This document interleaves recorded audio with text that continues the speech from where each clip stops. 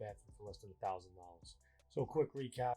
We threw up the concrete boards, the sheetrock, spackled everything, installed the waterproofing, and that's pretty much it. So let's get to part 3. Let's go.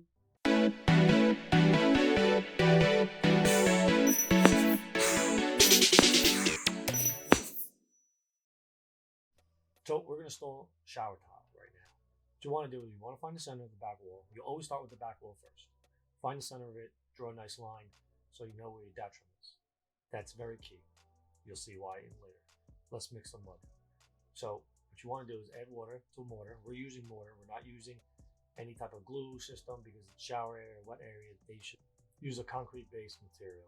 This is thin set mortar, which is made for tile applications. What you want to do is make sure you mix it very thoroughly. You're mixing it for about 10 minutes. Get all the clumps out. Add a little bit of water. If it's too dry, you can add a little bit more water if it's too wet. So you want to go with a peanut butter consistency for the most part. After you get it all mixed up, what you need to do is, and this is key, I don't know why, but it says it on the box, or the bag I should say, let it sit for about 5 to 10 minutes. And then after, you remix it for a few. You don't add anything, you just remix it. Now, occasionally you will mix this in between doing the tile because it gets stiffened, and what you do is whip it up real quick, and that's that.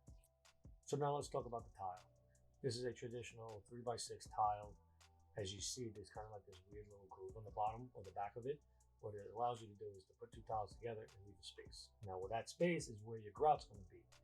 This is so much easier than using spacers. Everything looks nice, it lines nice. It's so much easier. I suggest you go that route. The key of doing tile is making sure your first row is 100% correct. Leveled, straight, whatever the fuck you have to do to make it right, do it right, because it will be reflected throughout the tile layout. I can't stress this enough. Don't be that fucking bacala who likes to rush and do things the way they want to fucking do it just to get it over with. It will look like fucking shit. So your first tile is fucking key. What you want to do is we start from the center and we work our way out to the corners. So everything is all nice and straight, clean lines, and everything else. Put one spacer on the tub to keep that little like gap in between the tub, and then you work your way out. Lay your tiles, make sure they're pressed firmly, make sure they're all bonded to the wall, and do that continuously. Remember, the first row is fucking key. Now be patient. I mean, the first row is a little bit of a pain in the ass, but everything else after this runs very smoothly. So just take your time, lay out everything, and you'll be in good shape. Now, eventually we're gonna have to cut a tile. Let me go show you what the fuck that's about.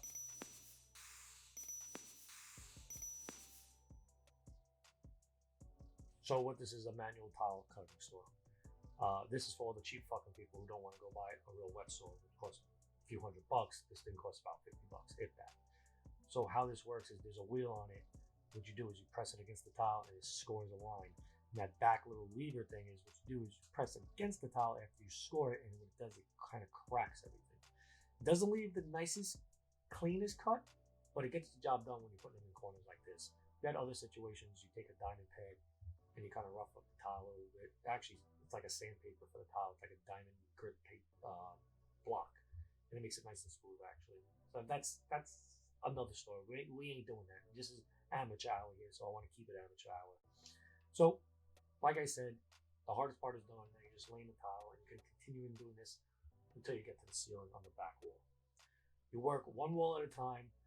That's why you see no tiles on the other side. But what I like to do is, all my cut tiles, I save them, and what I do is I put them on the wall, on the adjacent wall, so it's like you have the continuous tile moving to a different wall. So if there's 2 inches cut off on the other side, I put that other 4 inches, since it's a 6-inch tile, on the adjacent wall, so it looks nice and clean. And you don't start from the center of the side walls. What you do is you just kind of continue to tile throughout. So if it's a 4-inch, then you put a tile next to it, and so on and so forth. And wherever they die, they die. Some people don't like doing this. It's preference. This is what I like to do. So fuck off if you don't agree with it. I don't really care. You could argue with it all you want, but I ain't changing my ways. So you do this until you finish all 3 walls, and that's pretty much it. It gets a little boring. It's monotonous. You do the same thing over and over again. Lay tile, cut tile, add mortar, repeat, and repeat, and repeat. So after you finish laying your tile, what you want to do is I like taking a fucking toothbrush and cleaning all my grout lines.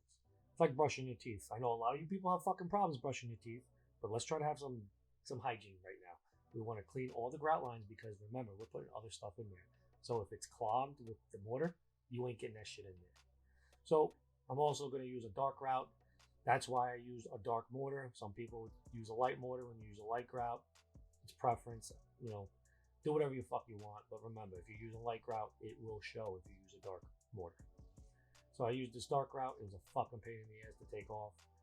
This is a polyblend material, so it's more of like a, I want to say like a synthetic. I don't fucking know. It's like some type of synthetic plastic polymer type shit. It helps with the expansion and contraction. It doesn't crack, so it's actually a better application. I suggest using that type of application. And as you see how many times I had to fucking clean this wall, I had to rinse that bucket out, I don't know, several times just to get this back wall in order. And in the corners, we installed like this caulk grout application. It's great stuff. It helps it from cracking and stuff like that.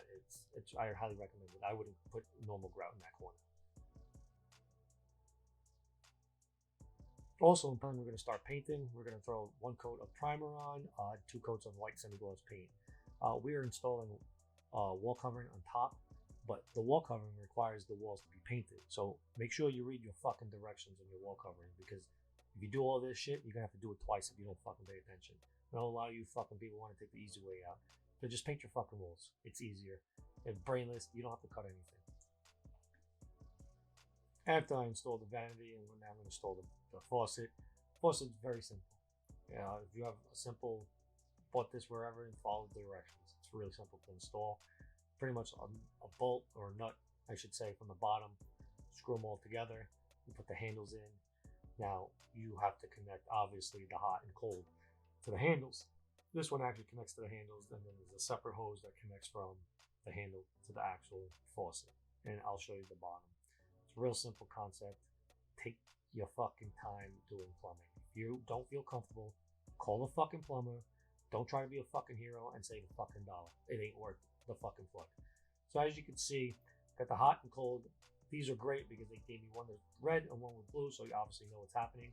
And as you see, look at the connection underneath. One goes into the faucet, and then one goes out of the faucet. I'm sorry, the handle into the faucet. Then you want to get some pipe. You want to thread the drain down. And once again, if you're not comfortable with this, call a fucking plumber. Don't be a fucking hero. Now let's work on this fucking light. This light is a fairly new light. I think I put it up, I don't know, 2-3 years ago. It's in good condition. It's modern, it's sleek, it works, it gives a lot of light off. But I don't like the fucking color. So what we're gonna do is we're gonna paint it. Real simple concept. And just take it down and prep it for painting. Obviously, this is a Art Deco design, so gold is a big thing. So we're gonna paint this thing gold. So in prepping this, what you want to do is make sure you tape off everything you want. Make sure the tape is on 100%. Now that white area is reflective, so what you want to do is make sure that white area is completely covered as best as you can. Obviously, I did a shitty job there, but I went back and touched it up. What you want to do is get some sandpaper, 220, 320, whatever the fuck you got, grit. Make sure it's a higher grit, and sand everything down. What you want to do is you want to rough up the existing finish so the paint adheres better to the new, to the actual metal. This is key. I'm telling you, you won't go wrong. Now, throw a few coats of fucking spray paint on it. This is gold, like I said. Let it dry, and you just throw this son of a bitch right back up. It's that easy. I think I spent $5 for this fucking thing. After it dries, throw the light back up. Try not to fucking electrocute yourself. After that, we're done. Between the lighting, plumbing, installing the vanity, painting, and tiling, we're about $577, which brings us around $813 for this project so far. I think we're in good shape. I think we'll still be under 1,000. Stick around, follow me on the other ones. This is going to be a cool looking bathroom at the end of it. Stick around, follow me. Let's get this fucking project going.